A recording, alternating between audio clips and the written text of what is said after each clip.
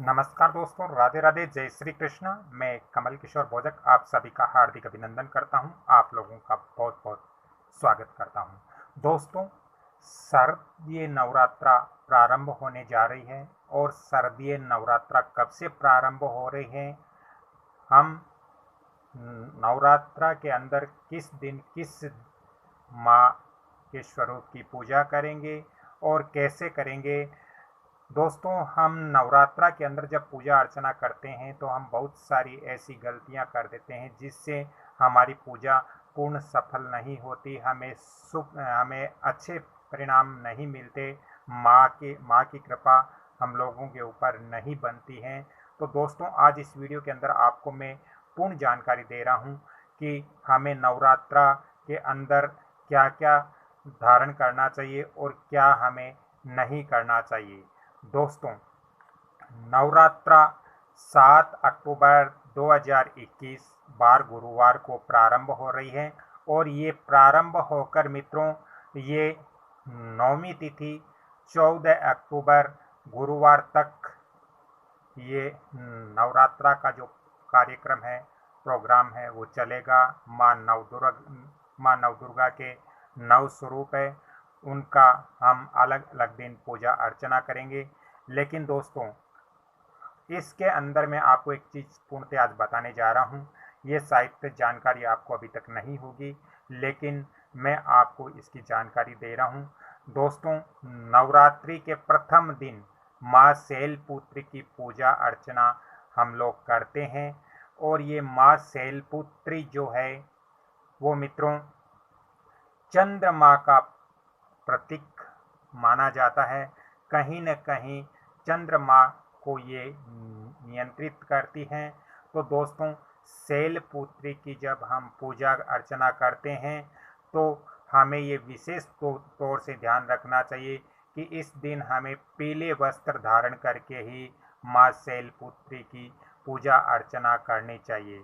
दोस्तों, माँ शैलपुत्री की पूजा अर्चना करने से हमारे जो बुरे प्रभाव होते हैं वो दूर हो जाते हैं। इसलिए माँ शैलपुत्री की पूजा अर्चना करते हो तो आप विशेष तौर से ध्यान रखिए कि पीले वस्त्र ही आपको धारण करके फिर आपको पूजा अर्चना करनी है। इससे आपकी पूजा सफल होगी।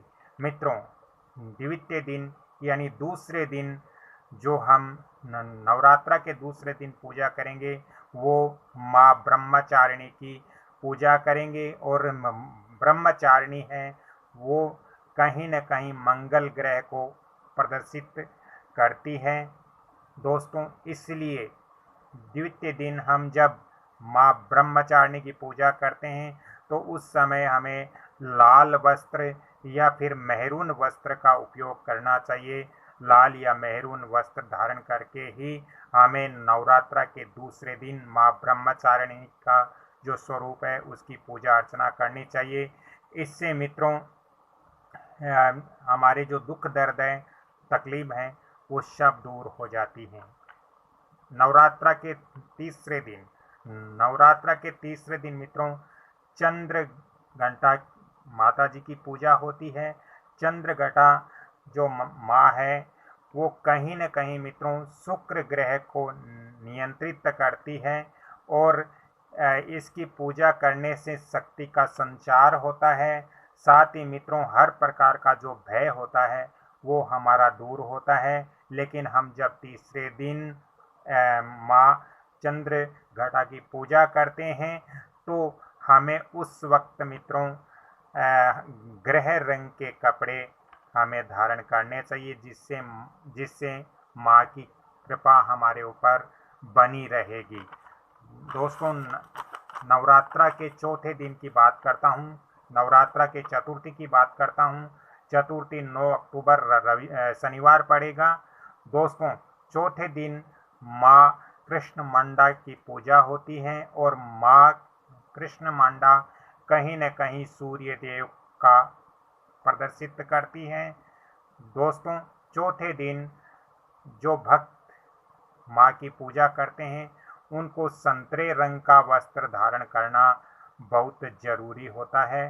चौथे दिन आप जब माँ कृष्ण मांडा की पूजा करते हो तो आपको संतरे का जो रंग होता है वैसे रंग का वस्त्र धारण करने से आपकी पूजा सफल होगी और इससे मित्रों आगे विपत्तियां भी दूर होती है। अब बात करते हैं नवरात्रा के अंदर पांचवें नवरात्रा की बात करते हैं। तो पांचवें नवरात्रा को मित्रों स्कंद माता की पूजा होती है और ये 5वें दिन पूजा की जाती है। दोस्तों स्कंद माता की पूजा करते हैं तो स्कंद माता है वो कहीं न कहीं बुध ग्रह पर नियंत्रित रखती हैं और उस दिन जो भक्तगण पूजा करते हैं वो भक्तगण कृपया सफ़ेद रंग के वस्त्र धारण करके यदि पूजा अर्चना करते हैं तो उन पर माँ कृपा की माँ का आशीर्वाद बना रहेगा और माँ की कृपा उन भक्तों पर बरसेगी। दोस्तों बात करते हैं नवरात्रा के छठे दिन की। तो षष्ठी के दिन माँ कात्यायनी की पूजा होती है। माँ कात्यायनी की पूजा अर्चना करने से मित्रों बहुत बड़ा हमें लाभ मिलता है। माँ कात्यायनी की पूजा अर्चना करने से हमें हिम्मत और शक्ति मिलती है। माँ का आशीर्वाद जिस भक्त पे हो जाता है उसको हिम्मत और शक्ति मिलती है। कोई भी कार्य करता है तो उसको शक्ति और हिम्मत माँ कात्यायनी है उनको जरूर देती हैं। मित्रों इस दिन जो भक्त पूजा अर्चना करते हैं उनको पीला वस्त्र धारण करके पूजा करना चाहिए, क्योंकि कहीं न कहीं माँ कात्यायनी है वो बृहस्पति ग्रह को नियंत्रित करती हैं। आगे बढ़ते हुए दोस्तों बात करते हैं नवरात्रि के सप्तमी की। ये थोड़ा मेरा वीडियो लंबा हो जाएगा, लेकिन पूर्ण जानकारी देना मेरा दायित्व बनता है, मेरा कर्तव्य बनता है, इसलिए मैं आप लोगों को ये जानकारी दे रहा हूँ। बात करते हैं सप्तमी के। तो सप्तमी के दिन माँ कालरात्रि की पूजा हम लोग करते हैं। माँ कालरात्रि का जो स्वरूप होते हैं उनकी पूजा अर्चना हम करते हैं। दोस्तों ये कहीं न कहीं शनि ग्रह पर नियंत्रित करती हैं माँ कालरात्रि। इसलिए माँ कालरात्रि की जब हम पूजा अर्चना करते हैं तो हमें रॉयल ब्लू रंग के जो वस्त्र होते हैं वो हम धारण करके यदि पूजा अर्चना करें तो माँ कालरात्रि बहुत प्रसन्न होती हैं और वो हमें बहुत अच्छा आशीर्वाद देती हैं। मित्रों माँ कालरात्रि की पूजा करने से वीरता का संचार होता है और हमारे अंदर बहुत ज़्यादा हिम्मत उत्पन्न होती है। आगे बात करते हैं अष्टमी की। दोस्तों नवरात्रा के अंदर अष्टमी के दिन माँ गौरी की पूजा करनी होती है। माँ गौरी का जो स्वरूप है उसकी पूजा होती है।